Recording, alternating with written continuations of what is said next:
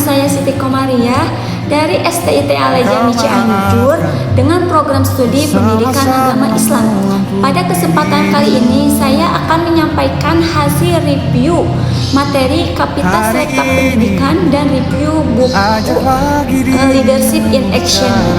Yang pertama, saya akan menyampaikan hasil review beberapa materi mata kuliah Kapital Selekta Pendidikan yang telah dipelajari selama 100 semester ini. Sebelum kita membahas lebih lanjut tentang Kapital Selekta Pendidikan itu, kita harus mengetahui terlebih dahulu apa sih itu Kapital Selekta Pendidikan itu. Yaitu Kapital Selekta Pendidikan merupakan mata kuliah yang membahas berbagai isu perkembangan terbaru dalam dunia pendidikan.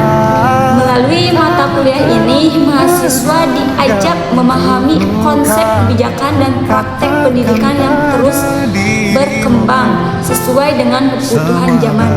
Beberapa topik penting yang dipelajari yaitu meliputi kurikulum merdeka, deep learning, manajemen berbasis sekolah, dan reformasi pendidikan. Keempat materi tersebut saling berkaitan dalam upaya meningkatkan mutu pendidikan di Indonesia. Oke, yang pertama yaitu kurikulum merdeka. Kurikulum merdeka merupakan yang memberikan keleluasaan kepada seorang guru untuk menyesuaikan pembelajaran dengan kebutuhan dan karakteristik peserta didik. Kurikulum ini berfokus pada pengembangan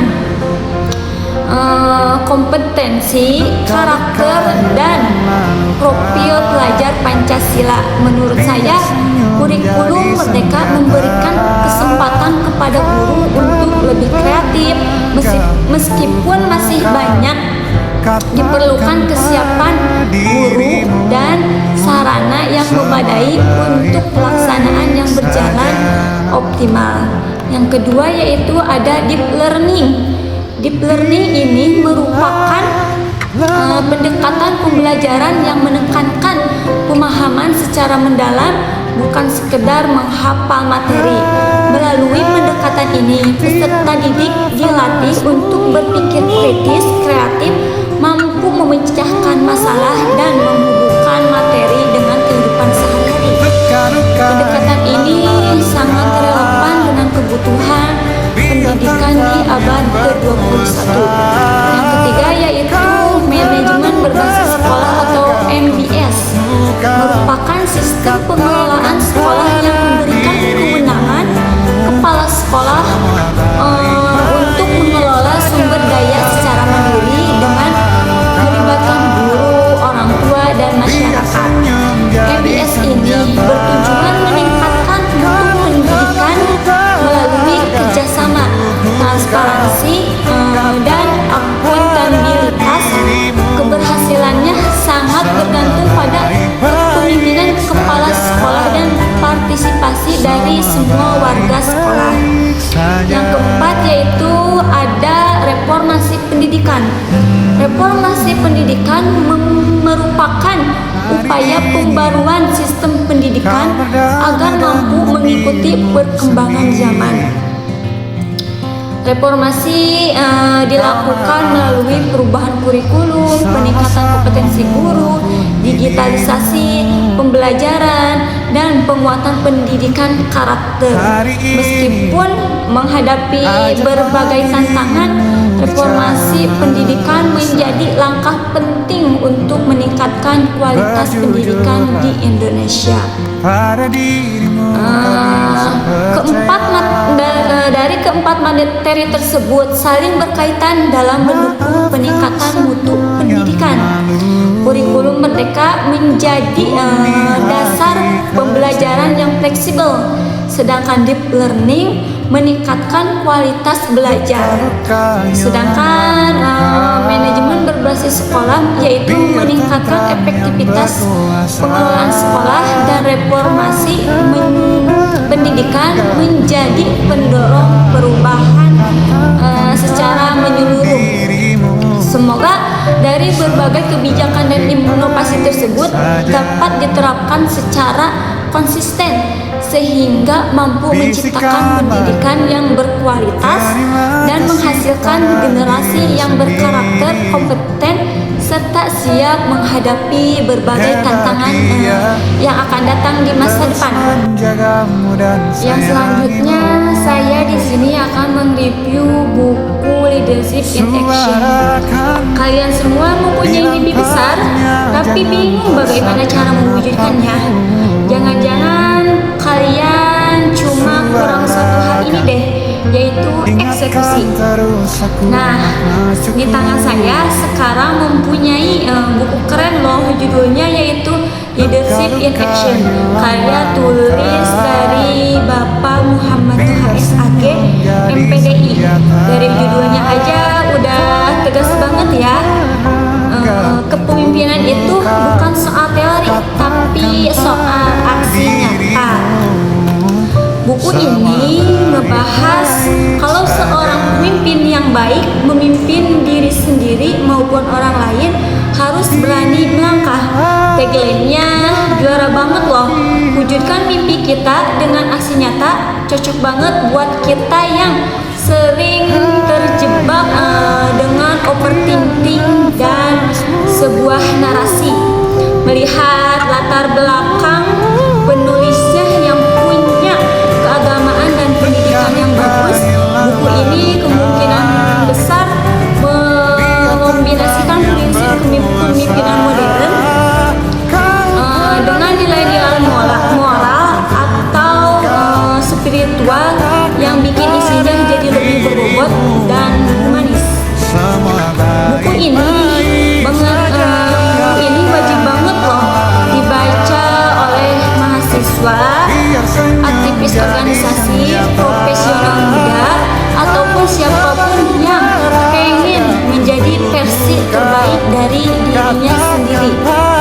Banyak orang mikir jadi leader itu cuma ngatur-ngatur orang saja. Padahal di buku Leadership in Action ini jadwalnya jelas banget loh. Kamu harus selesai sama diri sendiri dulu, baru bisa memimpin orang lain. Nah, saya tadi sudah membaca daftar isinya. Nah, setelah saya baca daftar isinya, buku ini ngebongkar 4 formula kepemimpinan lewat 4 tahapan wajib. Yang pertama yaitu ada My Vision as a Leader.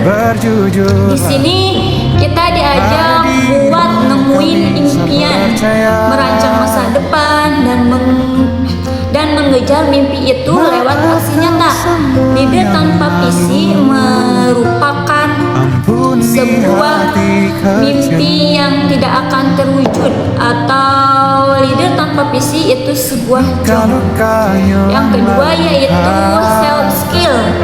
Sebelum mimpin orang, kuasai diri sendiri dulu. Ini ngebahas pentingnya upgrade diri. Upgrade diri yaitu proses belajar dan memperbaiki diri secara konsisten untuk menjadi versi terbaik dari diri kita sendiri. Self control, kemampuan seorang untuk mengendalikan emosi, keinginan, perilaku, dan impuls demi mencapai tujuan jangka panjang. Selanjutnya itu kejujuran.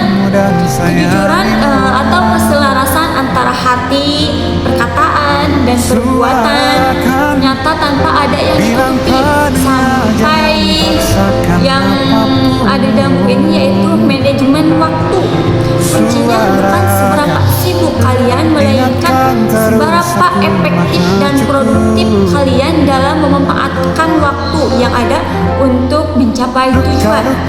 Yang ketiga yaitu ada people skill, mulai masuk ke hubungan antara manusia, dimana di sini kita belajar bagaimana sih cara berbicara yang efektif, yaitu dengan cara menyampaikan pesan secara jelas, singkat, dan mudah dipahami sehingga maksud kita tersampaikan tanpa menimbulkan salah paham.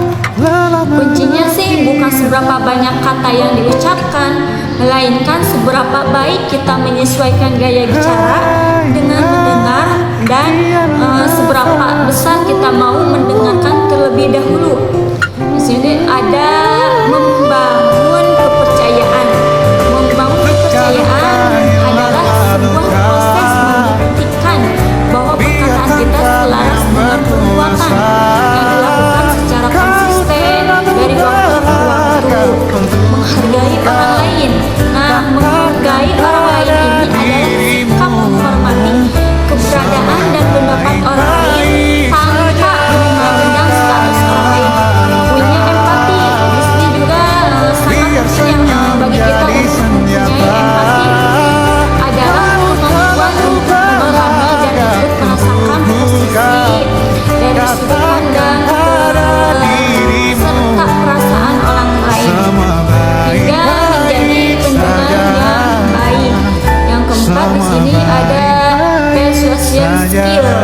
Nih, ini untuk puncaknya dari pembahasan leadership in action.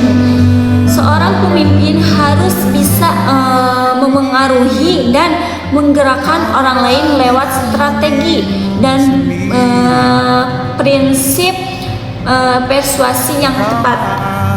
Nah, yang saya suka dari buku ini, pembahasannya sangat terstruktur dari dalam keluar. Bahasanya juga tergolong praktis karena ada subbab yang menarik loh. Kayak misalnya times management, sampai pentingnya memiliki selera yang humor. Gimana nih? Apakah kalian tertarik untuk membaca buku ini? Apa aksi nyata kecil yang udah kamu lakuin hari ini? Dan kamu mau bertransformasi dari sekedar bos menjadi seorang leader? Buku ini bisa jadi kompas kamu dalam mewujudkannya. Dari keempat poin tadi, atau dari keempat pilar tadi, skill mana nih yang paling pengen kamu asah sekarang? Tulis di kolom komentar ya. Oke, sekarang adalah kesimpulan dari semua materi review yang udah disampaikan dari awal sampai akhir. Kesimpulannya yaitu rangkaian materi Kapital Selekta hari ini mengingatkan kita akan banyaknya tantangan dan isu kerusuhan di sekitar kita. Namun lewat buku Leadership in Action ini, kita diajarkan bahwa semua tantangan itu harus bisa diselesaikan dengan kepemimpinan yang berani mengambil aksi nyata, bukan hanya sekedar teori saja. Terima kasih sudah menonton video review ini. Semoga bermanfaat untuk mengembangkan diri kita semua. Sampai jumpa di video selanjutnya, dan mari kita mulai memimpin dengan aksi nyata. Saya Siti Komaria. Wassalamualaikum warahmatullahi wabarakatuh. Katakan pada dirimu semua baik.